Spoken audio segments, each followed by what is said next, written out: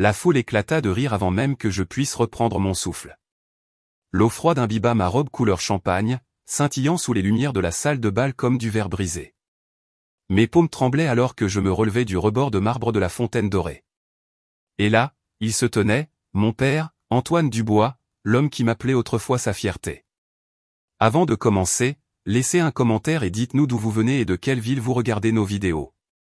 Et après avoir regardé toute la vidéo, n'oubliez pas de nous dire ce que vous feriez dans cette situation.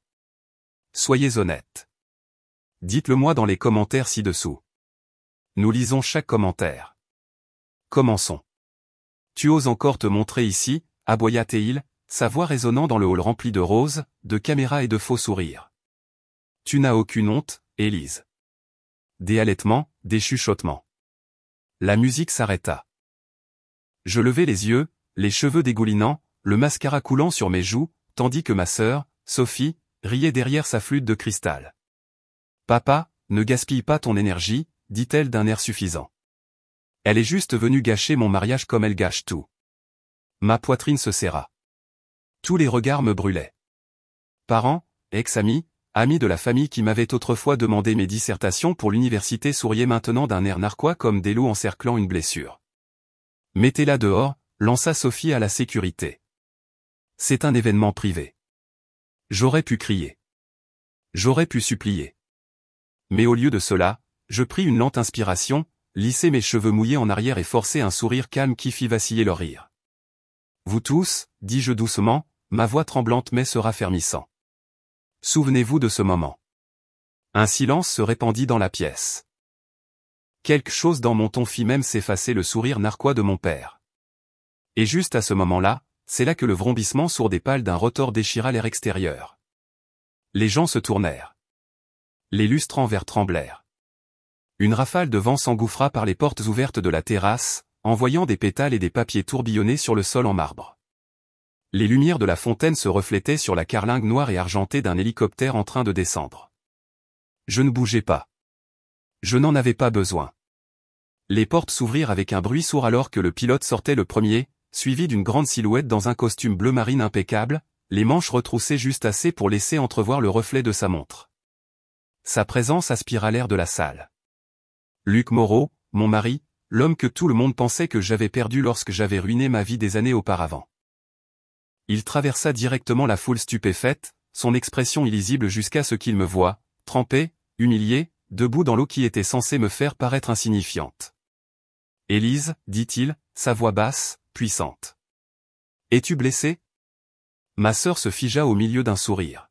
« Attends, ton mari, balbutia-t-elle. Le visage de mon père perdit toute couleur. « Tu l'as épousé. » Luc leur jeta un coup d'œil, puis se tourna de nouveau vers moi. « Ils t'ont touché ?» Sa mâchoire se crispa. « Lequel ?» Un silence si profond s'installa qu'on pouvait entendre la fontaine goutter derrière moi.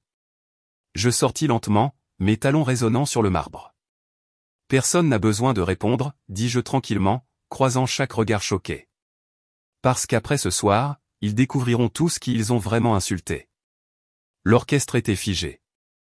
Les invités chuchotaient. Même le marié de Sophie semblait sur le point de s'évanouir. Luc retira sa veste, la drapa sur mes épaules et se tourna vers la foule. « Ma femme, dit-il froidement, a été humiliée devant des centaines de personnes. Et vous dites une famille. » Le silence devint total dans la salle. « Allons-y, murmurai-je. » Alors que nous sortions, les flashs des appareils photo crépitant encore, les chuchotements s'intensifièrent. Peur, culpabilité, prise de conscience se propageant comme une traînée de poudre. Et au fond de moi, je savais que ce n'était que le début. La portière de la limousine se referma derrière nous, étouffant le chaos de la salle de mariage. Ma robe trempée collait à ma peau, et le faible écho des rires résonnait encore à mes oreilles.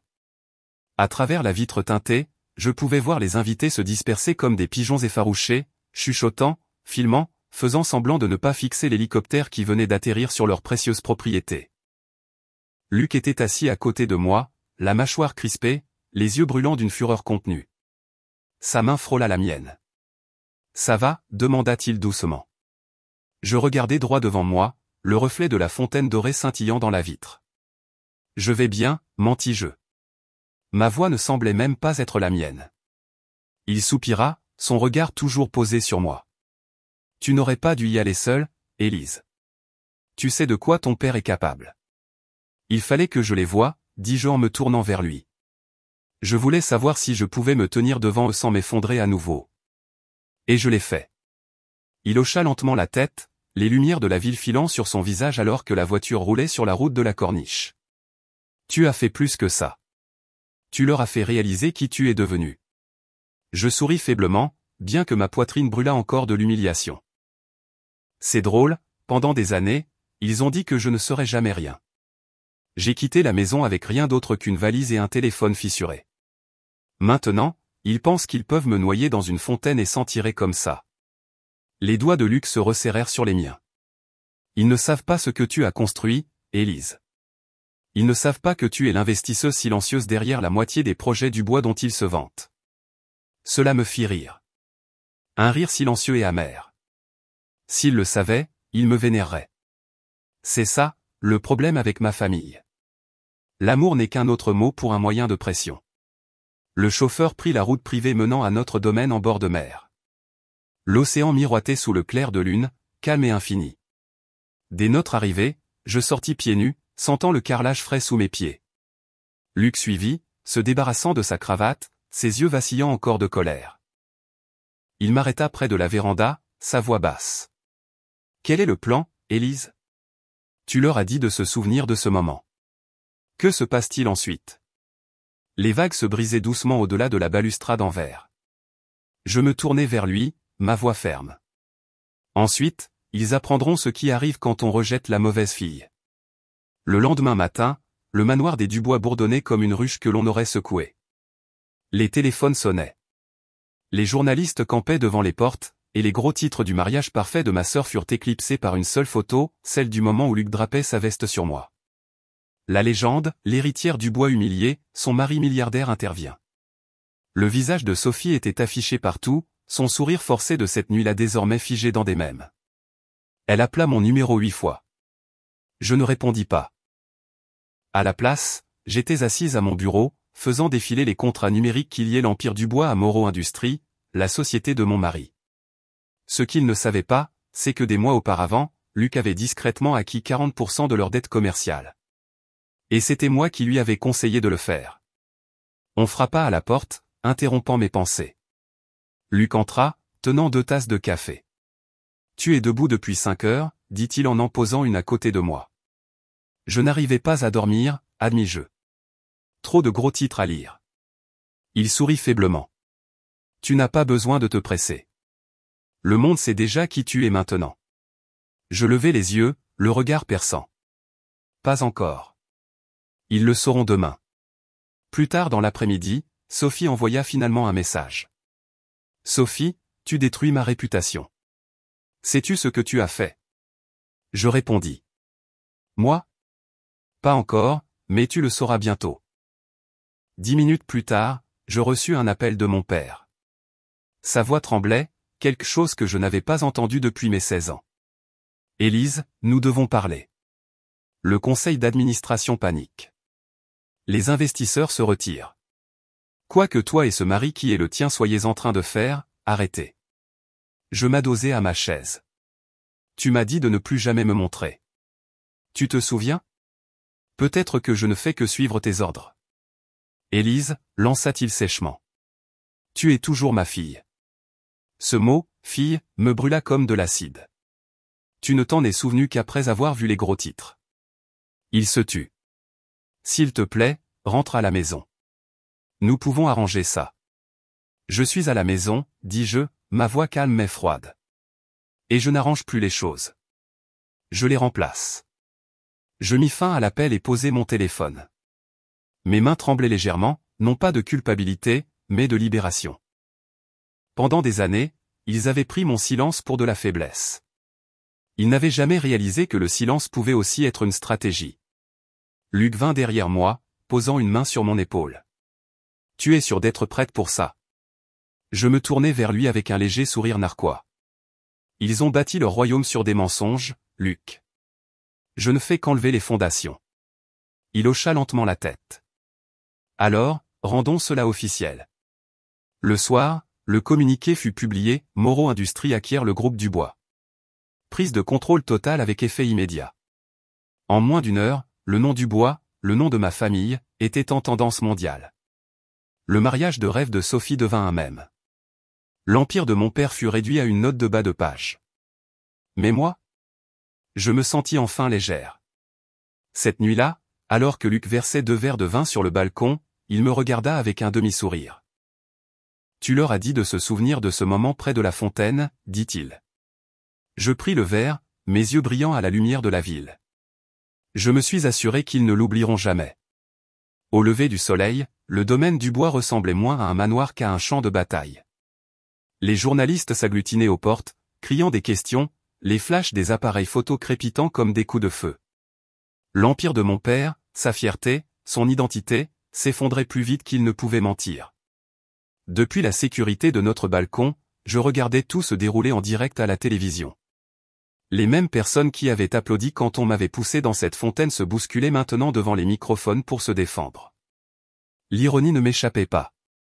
Luc entra derrière moi, impeccable et calme, son téléphone à la main. Il demande un communiqué de presse, dit-il. Veux-tu en faire un? Je me tournai vers lui, mes lèvres s'incurvant légèrement. Pas encore. Laissons-les mariner. Plus longtemps ils restent silencieux, plus le monde écrit l'histoire à leur place. Il hocha la tête en signe d'approbation. Tu as appris vite. J'ai appris en étant sous-estimé, dis-je en fixant les vagues. C'est le meilleur professeur qui soit. À midi, mon père appela de nouveau. Son ton avait complètement changé. L'arrogance avait disparu. Sa voix était rauque, désespérée. Élise, s'il te plaît, parlons en personne. Viens à la maison. Pendant un instant, j'ai failli dire non. Mais quelque chose dans sa voix, la voix de ce même homme qui refusait autrefois ne serait-ce que de me regarder, piqua ma curiosité. Alors, j'acceptai. Quand notre voiture entra dans l'allée, je la vis, la fontaine dorée, scintillant toujours au centre, la même dans laquelle il m'avait poussé. Sauf que maintenant, il n'y avait pas d'invité de mariage, pas de rire, juste le silence et la honte. Sophie se tenait à la porte dans son peignoir de créateur, le mascara coulé, les yeux gonflés. Tu as tout gâché, siffla-t-elle. Je passai devant elle sans un mot, mes talons claquant contre le marbre. À l'intérieur, mon père était assis dans le salon, entouré des morceaux brisés de son héritage, des contrats, des photographies, des trophées d'une vie qu'il avait bâtie sur l'ego. Assieds-toi, dit-il, sa voix tremblant légèrement. Je pense que je vais rester debout. C'est plus facile pour partir quand j'en aurai fini. Il soupira, se frottant les tempes. Tu as fait passer ton message, Élise. Tu nous as assez embarrassés. Dis à ton mari de retirer l'acquisition. Je te dédommagerai. Tout ce que tu veux. Je haussai un sourcil. Tu penses que c'était une question d'argent? Alors quoi, lança-t-il sèchement, frappant la table de sa main. La vengeance? Je me penchai en avant, les yeux rivés sur les siens. Le respect. Tu me l'as pris bien avant de me prendre quoi que ce soit d'autre. Il détourna le regard. Tu as abandonné cette famille. J'ai été mise à la porte, corrigeai-je vivement. Et tu as applaudi pendant que je tombais. Tu te souviens de la fontaine? Des caméras? De la façon dont Sophie riait? Ma sœur croisa les bras derrière lui, marmonnant, tu t'es humiliée toute seule. Je me tournai vers elle. Tu penses que c'est de l'humiliation que j'ai ressentie? Non, c'était de la clarté. C'est à ce moment-là que j'ai cessé d'avoir besoin de votre approbation. Sophie leva les yeux au ciel. Alors, c'est ça ta victoire? Prendre l'entreprise de papa? Tu es pathétique. Avant que je puisse parler, Luc entra, sa présence imposant le silence dans la pièce. Fais attention, dit-il d'un ton égal. Cette entreprise appartient à ma femme maintenant. Tu ferais bien de lui montrer le respect qu'elle a mérité. La mâchoire de Sophie tomba. Tu n'es pas sérieux. Oh, il est très sérieux, dis-je tranquillement. Chaque contrat, chaque accord, chaque propriété, Moreau Industries possède tout maintenant. Vous ne vivez même plus ici. La paperasse a été finalisée à l'aube. Son visage devint blême. Tu mens. Vérifie tes courriels, répondit froidement Luc.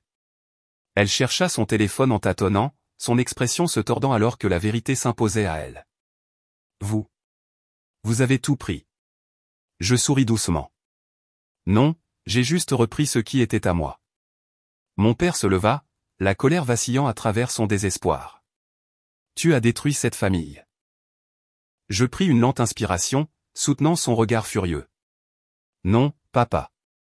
Tu l'as détruite au moment où tu as décidé que je n'étais pas digne de ton nom. Pendant un long moment, personne ne parla. Seul le faible filet d'eau de cette fontaine dorée emplissait le silence. Puis, doucement, mon père se laissa retomber dans son fauteuil, les yeux vides. Tu n'as aucune idée de ce que tu as fait, murmura-t-il.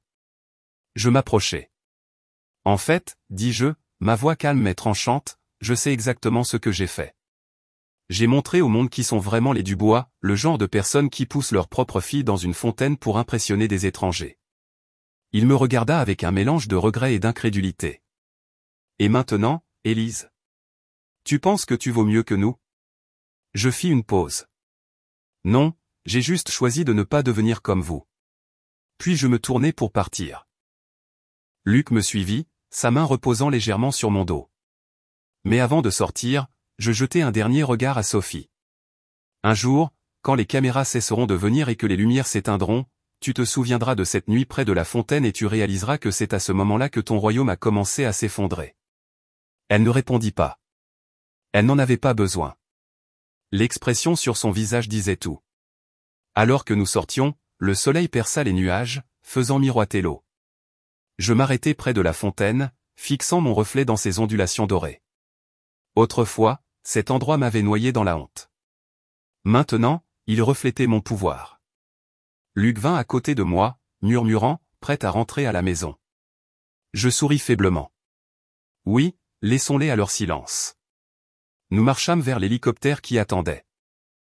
Les appareils photo cliquetèrent de nouveau, mais cette fois, chaque flash était un applaudissement, pas une moquerie. Derrière nous, le manoir des Dubois devenait plus petit, juste une coquille dorée de ce qu'il avait été. Et alors que l'hélicoptère décollait, le vent souleva l'eau de la fontaine, dispersant la lumière du soleil dans 1000 directions, tout comme au moment où j'avais décidé de ne plus jamais m'effondrer. Le vent de l'océan fouettait mes cheveux alors que l'hélicoptère survolait les falaises. En bas, le domaine des Dubois se réduisait à rien de plus qu'une ombre sur le littoral. Je fermai les yeux un instant, sentant la vibration sous mes pieds, le bourdonnement de la liberté qui semblait plus lourd que le silence.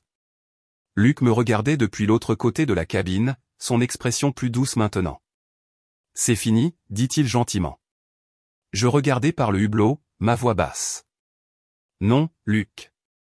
Ce n'est pas fini. C'est différent. Ils ont toujours pensé que le pouvoir était une question de contrôle. Je viens de leur montrer que c'est une question de conséquence. Il sourit faiblement, posant son bras sur le siège. Tu sais, quand je t'ai rencontré pour la première fois, je n'avais pas réalisé à quel point tu étais forte. Tu avais 3 emplois, tu dormais à peine, et tu aidais toujours les autres. Tu ne t'es pas effondré à ce moment-là, et tu ne t'es pas effondré aujourd'hui. Je me tournai vers lui, la poitrine serrée mais légère. C'est parce que j'ai cessé d'avoir besoin de leur approbation. Au moment où l'on cesse de demander la permission d'exister, c'est là qu'on commence à vivre. Il tendit la main, ses doigts effleurant les miens. Et c'est cette femme-là qu'ils ne pourront jamais détruire. Lorsque nous atterrîmes à notre villa, le soleil se couchait sur l'horizon, baignant tout d'or et de rose. Je sortis la première, mes talons claquant sur la terrasse en bois. Et pour la première fois depuis des années, je me sentis ancré. Aucune honte, aucune peur, aucune colère à porter. À l'intérieur, mon téléphone vibrait sans arrêt de messages, certains s'excusant, d'autres prétendant qu'ils avaient toujours cru en moi. Je les mis tous en sourdine, mais un message attira mon attention. Il venait de mon père. Juste 3 mots, je suis fier maintenant. Je fixai l'écran un long moment, puis posai le téléphone face contre la table. Mon cœur ne me faisait plus mal. Ce chapitre était clos. Je marchai jusqu'au balcon donnant sur la plage. En bas, la marée montait, effaçant les empreintes de la veille, de la même manière que la vie efface tranquillement les marques de la douleur quand on cesse de s'y accrocher. Luc me rejoignit, passant son bras autour de mes épaules. « Tu es silencieuse, dit-il doucement. » Je hochai la tête. Je pense juste à quel point c'est étrange de gagner enfin. Ce n'est pas comme je l'imaginais. C'est paisible. Il sourit. La paix vient toujours après la vérité. Pendant un moment, j'écoutais simplement le bruit des vagues, le bruissement des palmiers, le cri lointain des mouettes.